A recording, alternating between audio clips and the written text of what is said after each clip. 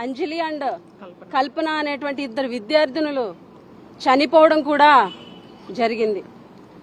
ఏదైతే గవర్నమెంట్ ఈ రోజుటికి కూడా ఖచ్చితంగా ఇద్దరి మరణం ప్రభుత్వ నిర్లక్ష్యమని, అలాగే ఇంతమంది ఎఫెక్ట్ అవడానికి కారణం ప్రభుత్వ నిర్లక్ష్యమని ఈ రోజుటికి కూడా మేము చాలా గట్టిగా చెప్తున్నాం.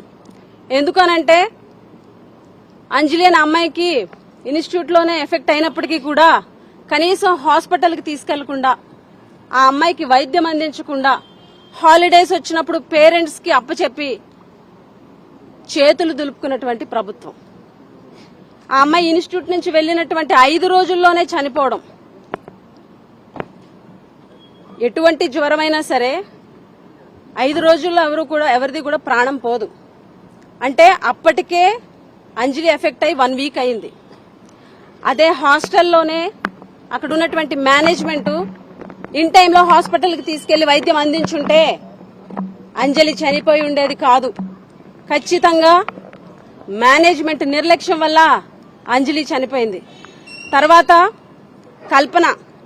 కల్పన వాళ్ళ మదర్ వచ్చి హాలిడేస్ అని చెప్పేసి కల్పనని ఇంటికి తీసుకెళ్లిన తర్వాత జ్వరం ఎక్కువయ్యేసరికి 22న కురుపాం హాస్పిటల్లో జాయిన్ చేయడం జరిగింది. కురుపాం సిహెచ్సిలో 2 రోజులు ట్రీట్మెంట్ ఇచ్చారు. తర్వాత అక్కడ నుంచి పార్వతీపురం రిఫర్ అయింది. పార్వతీపురం నుంచి మహారాజా హాస్పిటల్ విజయనగరంకి రిఫర్ అయింది. అక్కడ నుంచి కేజీహెచ్కి రిఫర్ అయింది. 29న కేజీహెచ్కి రిఫర్ అయితే 1వ తారీఖున కల్పన చనిపోవడం జరిగింది. సుమారుగా 10 రోజుల పాటు వైద్యుల సమక్షంలో హాస్పిటల్లోనే ట్రీట్మెంట్ లో ఉన్నటువంటి కల్పన ఎందుకు చనిపోయిందని మేము ఈ రోజు కూడా ప్రభుత్వాన్ని ప్రశ్నిస్తున్నాం. ఎందుకనంటే సరైన వైద్యం అందించక,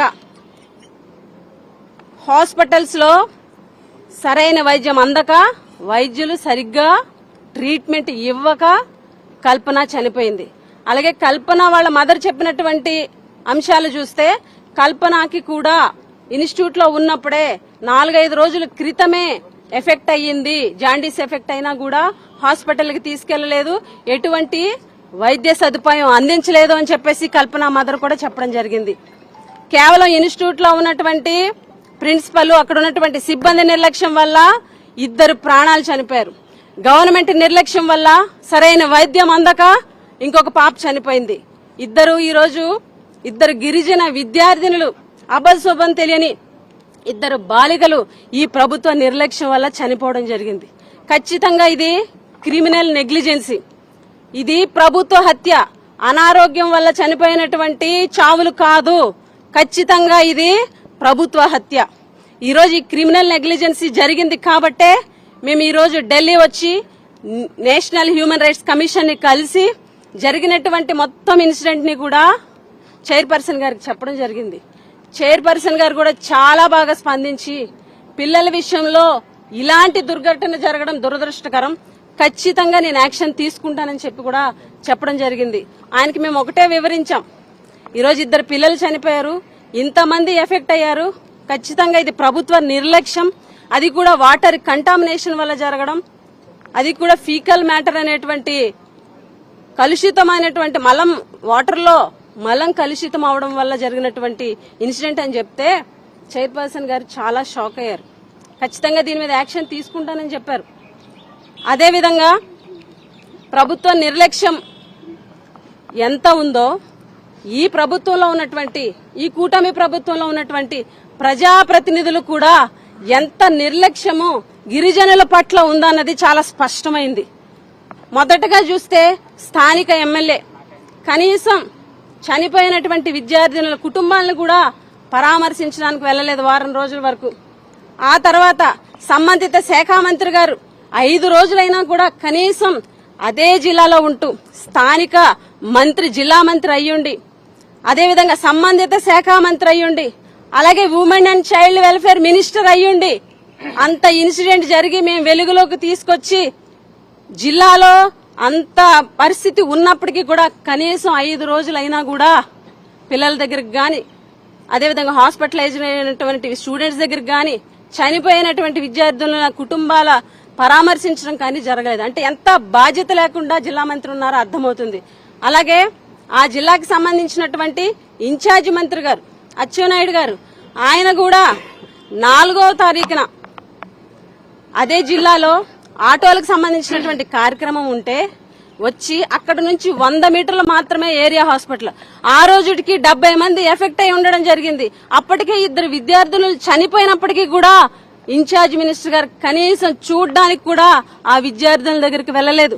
ఇష్యూ అయిన తర్వాత మేమందరం దీన్ని బర్నింగ్ ఇష్యూ చేసిన తర్వాత తూతూ మంత్రంగా వచ్చి పర్యటించారే తప్ప, అలాగే కనీసం ఈ రాష్ట్ర ముఖ్యమంత్రి, ఆంధ్రప్రదేశ్ రాష్ట్ర ముఖ్యమంత్రి గారు ఇంత ఇన్సిడెంట్ జరిగి 170 మంది ఎఫెక్ట్ అయ్యి 2 చనిపోయి ఇంకా రోజు రోజుకి కేసెస్ పెరుగుతున్నప్పటికీ కూడా ప్రభుత్వ నిర్లక్ష్యం వల్ల జరిగిందని తెలిసి కూడా ముఖ్యమంత్రి గారు కనీసం రివ్యూ పెట్టడం గాని, లేకపోతే అక్కడికి వచ్చి పరిశీలించడం గాని, కనీసం హాస్పిటల్లో ఉన్నటువంటి విద్యార్థులకు మెరుగైన వైద్యం అందించండి అనేటువంటి ఆదేశాలు ఇవ్వడం గాని కూడా జరగలేదు. అలాగే మా రాష్ట్రానికి సంబంధించినటువంటి ఉప ముఖ్యమంత్రి పవన్ కళ్యాణ్ గారు ఏదో ఒక నోట్ ఇచ్చేసారు వచ్చి పరిశీలిస్తానని చెప్పి, కనీసం వచ్చి పరిశీలించినటువంటి పరిస్థితి లేదు. అంటే గిరిజనులంటే ఎంత చులకన ఈ ప్రభుత్వంలో ఉన్నటువంటి ప్రజాప్రతినిధులకి తేటతెల్లమవుతుంది.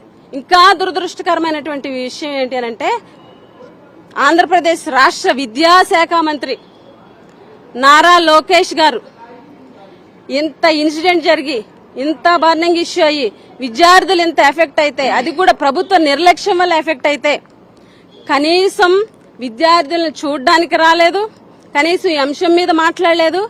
పైపెచ్చు నిన్న వైజాగ్ లో క్రికెట్ చూడడానికి వచ్చారు. వైజాగ్ దాకా వచ్చి క్రికెట్ చూసి ఆనందించి వెళ్ళిపోయినటువంటి మంత్రి గారు అదే వైజాగ్ లో అదే కేజీహెచ్ లో సుమారుగా 50 మంది మా గిరిజన విద్యార్థులు హెపటైటిస్ ఏకి ఎఫెక్ట్ అయ్యి ఇబ్బంది పడుతుంటే కనీసం పరామర్శించడానికి కూడా వెళ్లనటువంటి మంత్రి నారా లోకేష్ గారు. అంటే ఈ ప్రభుత్వంలో ఇన్స్టిట్యూట్ లో ఉన్నటువంటి సిబ్బంది నుంచి హాస్పిటల్స్ లో ఉన్నటువంటి కొంతమంది డాక్టర్స్ నుంచి ప్రజాప్రతినిధుల నుంచి ప్రతి ఒక్కరు కూడా మా గిరిజన బిడ్డల పట్ల నిర్లక్ష్యం వహించారని చెప్పి స్పష్టంగా తెలియజేస్తున్నాం. అలాగే మాజీ ముఖ్యమంత్రి వైఎస్ జగన్మోహన్ రెడ్డి గారు, ఈ రోజు జగన్మోహన్ రెడ్డి గారి ఆదేశాల మేరకే మేము ఎన్హెచ్ఆర్సీకి రావడం జరిగింది. జగన్మోహన్ రెడ్డి గారు విషయం తెలిసిన తర్వాత కేజీహెచ్కి వచ్చి అక్కడ ఉన్నటువంటి పిల్లలందరినీ కూడా పరామర్శించి వాళ్ళకి ధైర్యం చెప్పి, ఎవరైతే 2 విద్యార్థులు చనిపోయారో వాళ్ళ తల్లిదండ్రులను కూడా వాళ్ళ పేరెంట్స్ ను కూడా వాళ్ళని కూడా పలకరించి వాళ్ళకు ఒక భరోసా ఇచ్చి పార్టీ నుంచి 5 లక్షల రూపాయలు చెరో కుటుంబానికి కూడాను, ఒక కుటుంబానికి 5 లక్షల రూపాయలు కూడా అనౌన్స్ చేసినటువంటి గొప్ప వ్యక్తి వైఎస్ జగన్మోహన్ రెడ్డి గారు. ఈ రోజు మా ఇంటెన్షన్ ఒకటే, మా పోరాటం ఒకటే, ఎప్పుడూ కూడా ఒకరి నిర్లక్ష్యం వల్ల మా గిరిజన విద్యార్థుల ప్రాణం ముందు పోయేటువంటి పరిస్థితి రాకూడదన్నది మా ఇంటెన్షన్. మా వైఎస్ఆర్ కాంగ్రెస్ పార్టీ ఇంటెన్షన్ ఒక్కటే, ఎవరి నిర్లక్ష్యం వల్ల గాని, బాధ్యత లేనటువంటి వాళ్ళ చర్యల వల్ల గాని ముందు ఎవరికి కూడా కల్పన, అంజలి తల్లిదండ్రులు లాంటి కడుపు కోత ఏ గిరిజన విద్యార్థి తల్లిదండ్రులకి రాకూడదన్నదే మా ఇంటెన్షన్ అని చెప్పి మేము ఎందాకైనా వెళ్తాము. ఈ ప్రభుత్వ నిర్లక్ష్యాన్ని ఎండగడతాము. ఫ్యూచర్ లో ఇటువంటి పరిస్థితులు, ఇటువంటి నిర్లక్ష్యంగా ప్రాణాలు పోయేటువంటి సిచ్యువేషన్ రాకుండా ఫైట్ చేస్తామని కూడా ఈ సందర్భంగా తెలియజేస్తూ, ఈ రోజు ఖచ్చితంగా గవర్నమెంట్ వైఫల్యం, ఆ ఇన్స్టిట్యూట్ లో ఉన్నటువంటి ఆర్ఓ ప్లాంట్లు పనిచేయకపోవడం, క్లీనింగ్ సరిగ్గా లేకపోవడం, మేము ఆ రోజే చెప్పాం 1వ తారీఖున ఈ ఇన్స్టిట్యూటే కాదు ఏకలవ్య మోడల్ రెసిడెన్షియల్ స్కూల్ కూడా ఎఫెక్ట్ అవుతుందని చెప్తే పట్టించుకోలేదు. ఈ రోజు ఒకేసారి ఈఎంఆర్ఎస్ స్కూల్లో కూడా 30 మంది ఎఫెక్ట్ అయినటువంటి పరిస్థితి. అంటే ఈ ఇన్స్టిట్యూట్ నుంచి ఇప్పుడు ఆ ఇన్స్టిట్యూట్ కూడా వెళ్లినటువంటి పరిస్థితి.